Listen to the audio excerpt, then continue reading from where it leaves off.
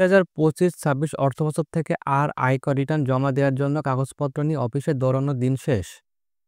এখন থেকে সবার জন্য অনলাইনে আয়কর রিটার্ন দাখিল বাধ্যতামূলক হতে যাচ্ছে। এই ঘোষণা দিয়েছেন জাতীয় রাজস্ব বোর্ড এনবিআর এর চেয়ারম্যান মোহাম্মদ আব্দুর রহমান খান। ঢাকায় ইন্টারকন্টিনেন্টাল হোটেলে Dhaka chamber of commerce and industry আয়োজিত প্রাক বাজেট আলোচনায় তিনি এই তথ্য জানান। তিনি বলেন, অতীতে অটোমেশন কার্যক্রম থমকে ছিল, কিন্তু এখন আর কোনো বিকল্প নেই। এনবিআর অটোমেশন বাস্তবায়নে কাজ করছে। ব্যবসায়ীরা মনে করছেন অটোমেশন অপরিহার্য। আমরা সেই লক্ষ্যে এগিয়ে যাচ্ছি এবং বড় আকারে অটোমেশন প্রকল্প হাতে নিয়েছি। তিনি আরও বলেন, এখন কর্পোরেট ট্যাক্স রিটার্ন অনলাইন দাখিল করা যায় না, কিন্তু আগামী বছর থেকে প্রতিষ্ঠানগুলোকে অনলাইনে রিটার্ন জমা দিতে হবে। আমরা এই সেবাগুলো মোবাইল অ্যাপে যুক্ত করার কাজও করছি।